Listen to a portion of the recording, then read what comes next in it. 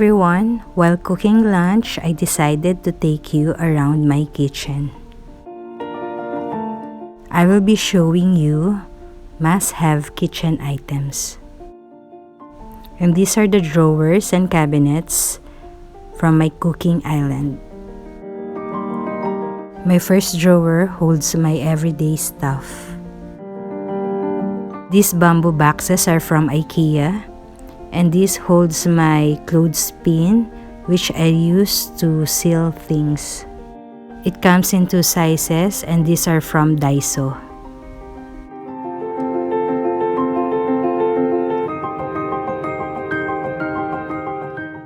These are silicone ties, and these are from Trudeau.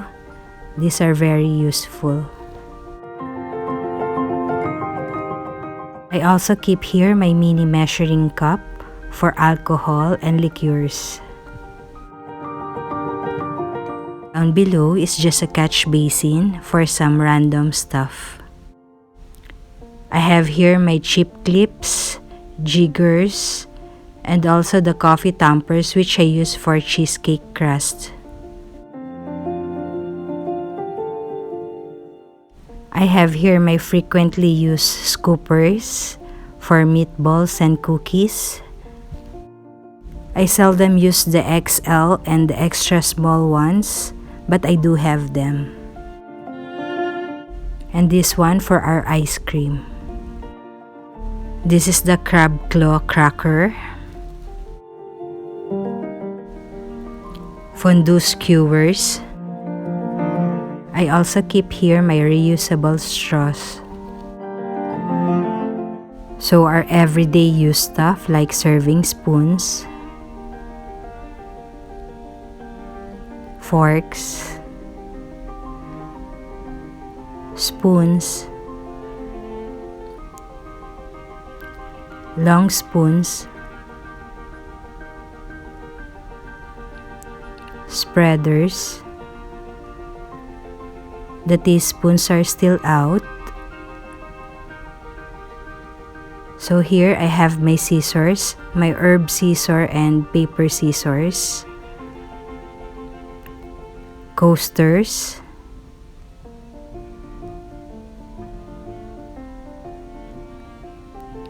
measuring spoons I use for salt and pepper.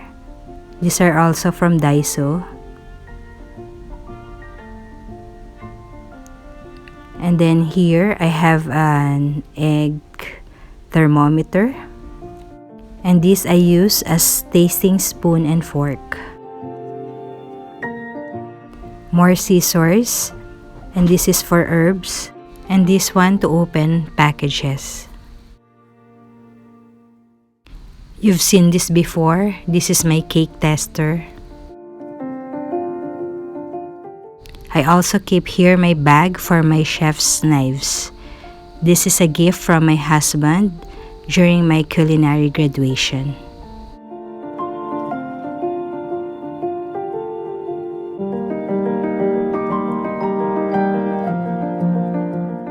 And I am the only one who uses this.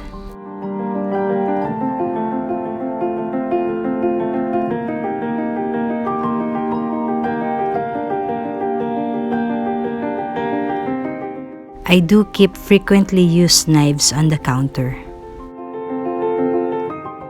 My sharpening tool,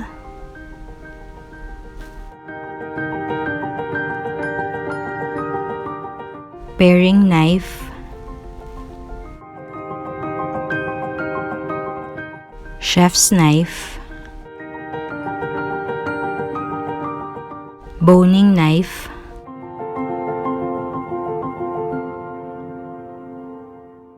bread knife,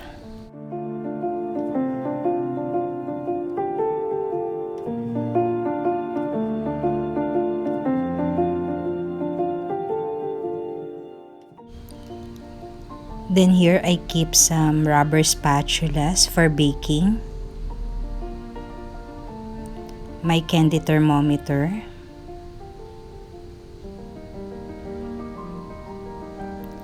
and my offset spatula.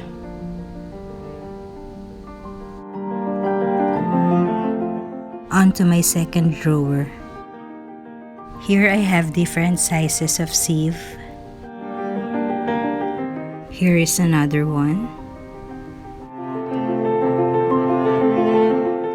I use this to identify cheeses for charcuterie boards. Cheese slicer.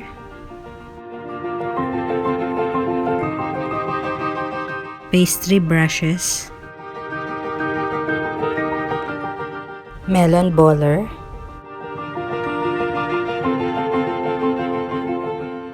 Pizza cutter.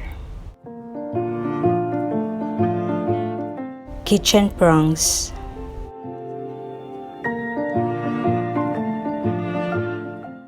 Decorative vegetable cutter.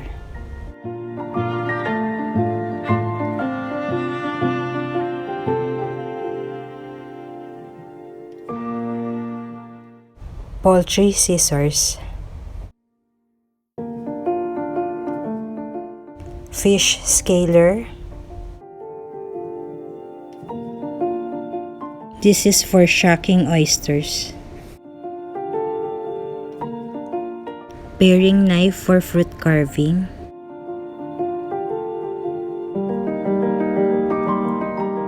I have here different kinds of tongs. This is used for deboning fish. Likewise with these tweezers. And this one is for votive candles. As you can see, it is round to hold the candles. Small tongs for hors d'oeuvres. And here another herb cutter. These are spoon rest.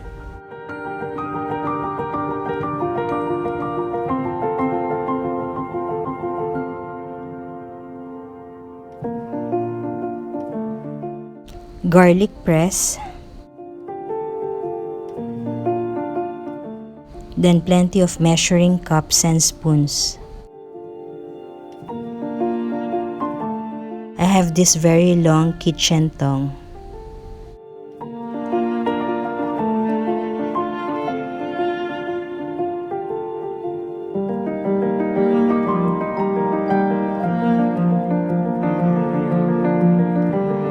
I have here a giant fork, a giant spoon, and a very long cake knife.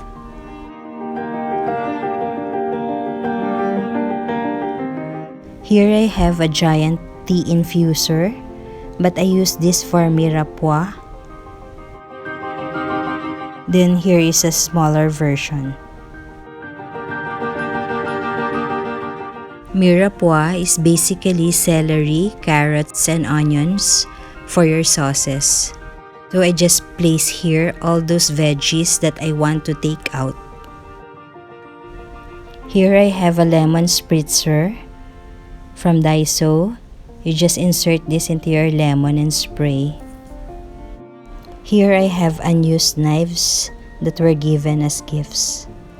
To the back portion of my drawer, I have my gray items, my can opener,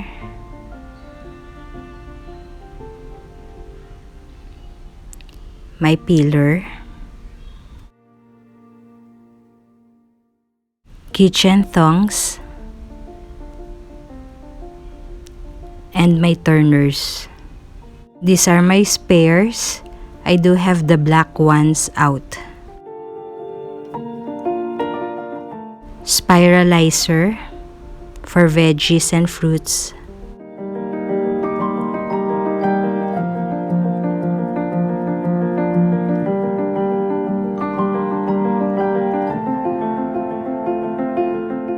Japanese mortar and pestle for sesame seeds.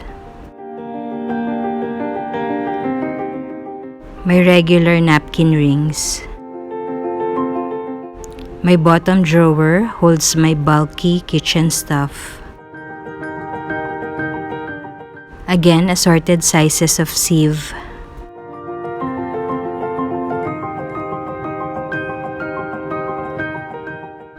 Then my different chopping boards, for bread, for meat, for poultry, for fish, for veggies.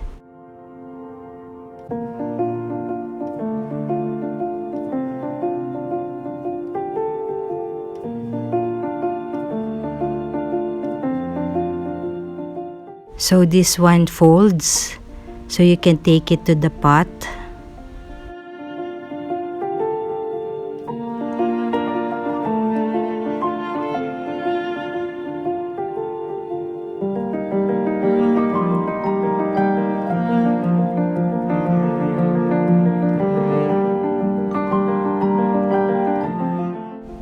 And down here is where I store my mandolin and its parts. Here I have a taco shell stand.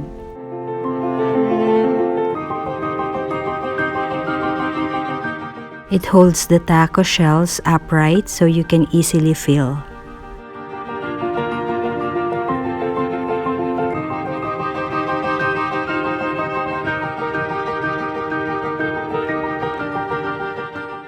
Then here I have a funnel for wide mouth bottles.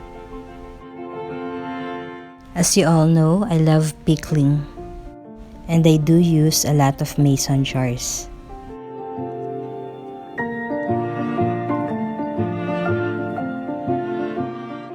And here are my other funnels.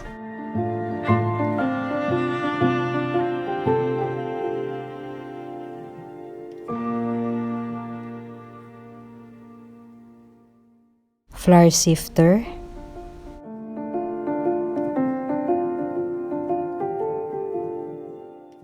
then this is a cake lifter.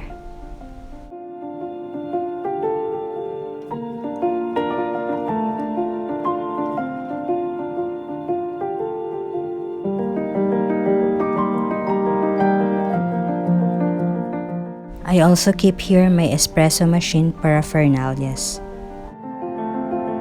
So this is my pots and pans cabinet. This is an over the sink colander. This is how to use it.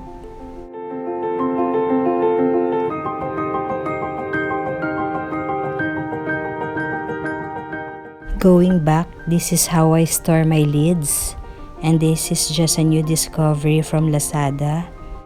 It makes organizing and stacking very easy. Hanging on the cabinet door, I have this contraption for my Lysol wipes. My third cabinet, which is under the sink, holds my cleaning stuff, scrubs, and garbage bags. Then I have this contraption for my trash.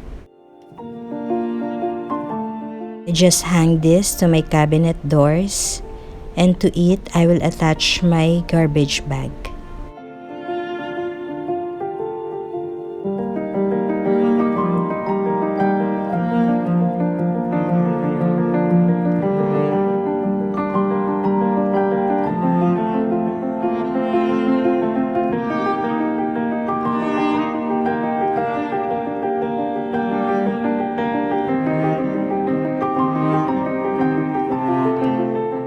To the door, I have this plastic bag holder.